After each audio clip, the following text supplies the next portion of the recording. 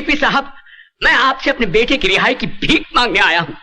कुछ एहसान तो आपने अपनी मर्जी से किए थे, कुछ मैं आपसे मांगने आया हूँ। कृष्ण प्रसाद मांगने वाले को सिर्फ भीख देता है, मगर तुम उन भिखारियों में से हो जो सिर्फ दुत्कार के काबिल है। सच्चाई क्या है हुजूर, ये तो मैं नहीं जानता, मगर मैं ये जरूर जानता हूँ कि जिसे आप जैसा बड़ा आदमी मुजरिम कह दे, उसे बेकसूर कोई भी साबित नहीं कर सकता। आपके कहर ने मेरी कमर तोड़ दी है हुजूर। मैं आपके सामने हाथ जोड़ता हूँ, मेरे दीपक को छोड़ दीजिए। ये जानते हुए भी कि उसने मुझे जलील किया, मेरी कंपनी में लाखों रुपए का गबन किया। कृष्ण प्रसाद इज्जत और दौलत दोनों को एक साथ गवाकर खुश रहने वालों में से नहीं है, समझे? रहम कीजिए मुझ पे, मैं बहुत थक गया हूँ। मेरे बूढ़े कंधों पे एक बदनामी का बहुत बड़ा बोझ आ पड़ा है। छोड़ दीजिए मेरे बेटे को।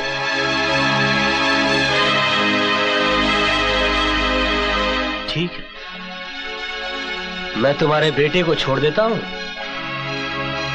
तुम अपनी बहू को मेरे पास भेज दो। कृष्ण प्रसाद, कमीने!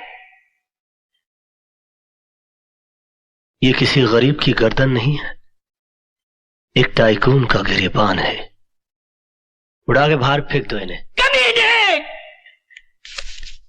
पहले मेरे बेटे को फंसा दिया, अब मुझसे मेरी बहू मांगता है। अबे मैं तो तुझे देवता समझता था और तू निकला सिर्फ एक आदमी, और वो भी एक नीच और गिरा हुआ आदमी। मिट जाएगा तू, बर्बाद हो जाएगा तू। लोग थूकेंगे तेरे इतिहास पर और लानत भेजेंगे तेरी हस्ती पर। ये मेरी बद्दुआ है तेरे लिए, समझे? ये मेरा श्राप है तुझे, कृष्ण प्रसाद। अंजलि, अंजलि,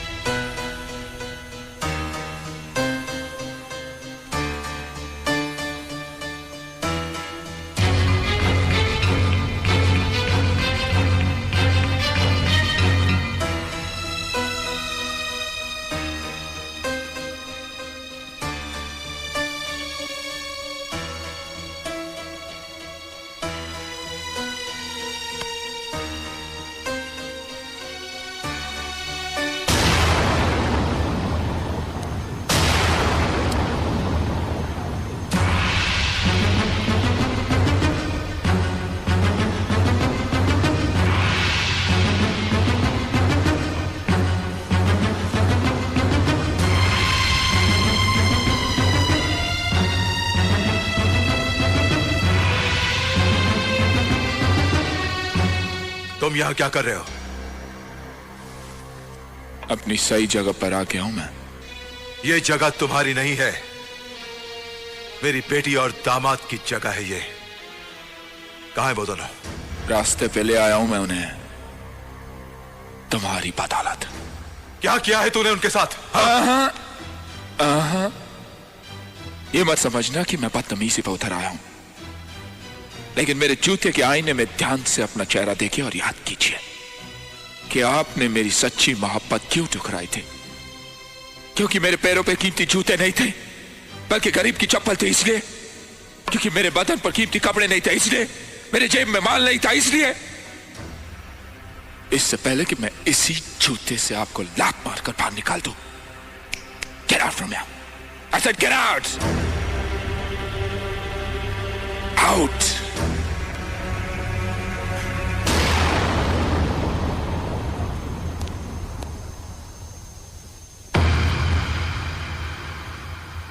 आज मुझे पूरा यकीन हो गया कि मेरा फैसला बिल्कुल ठीक था। मैंने जो अपनी बेटी के लिए चुना, सही चुना। मां बाप भगवान का रूप होते हैं, वही रूप लेकर वो अपने बच्चों की तकदीर लिखते हैं। ये बाप भी अपनी बेटी की तकदीर लिख चुका, और उसकी तकदीर में तू ना कभी था और ना कभी होगा। एक बात और, तू कल भी बदतमीज था, तू आज भी बदतमीज है। मेरी बेटी तेरी कभी नहीं होगी, कभी नहीं होगी तेरी।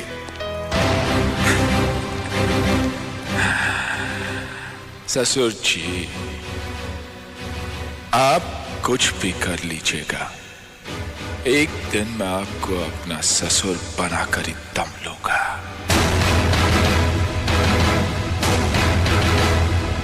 देखो इन पहाड़ों को देखो, इन पत्थरों को देखो, यही वो जगह है जहां हम काम किया करते थे।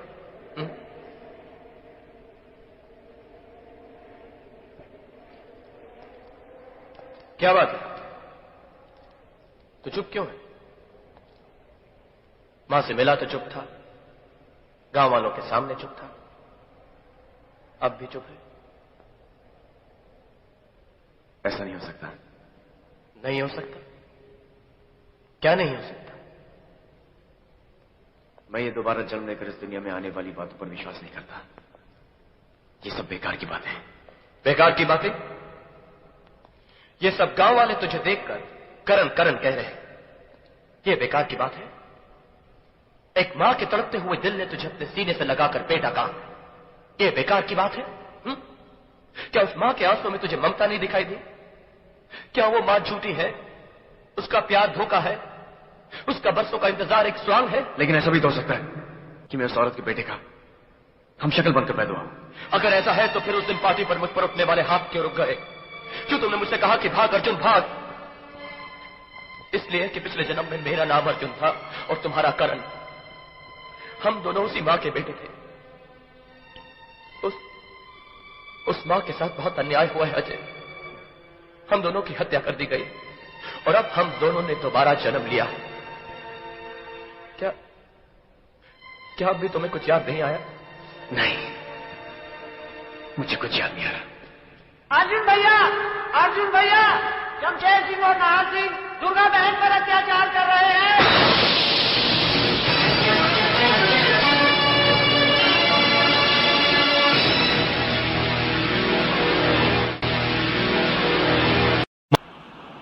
सौदा कोई बुरा नहीं था, साले को आज नहीं तो कल 35 के 50 करना ही पड़ते।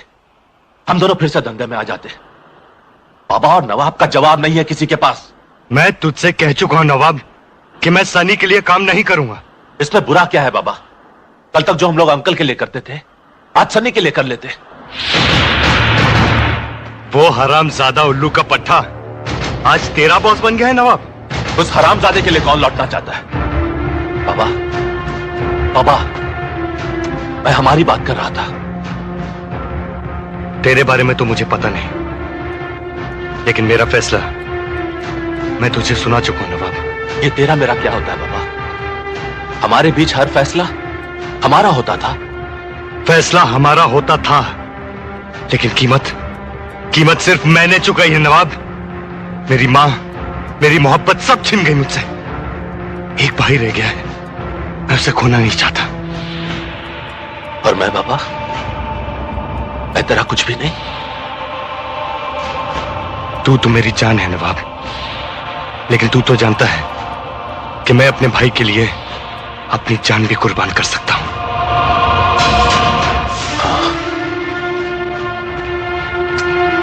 कहां जा रहा है नवाब? अब तेरे रास्ते में मेरा घर नहीं पड़ता बाबा। मैं समझता था नवाब कि कोई समझे या न समझे, तू मुझे जरूर समझेगा। तेरे पास तो भाई था, मां थी, निशा थी, सब कुछ था, लेकिन मेरा तो इस दुनिया में कोई नहीं था।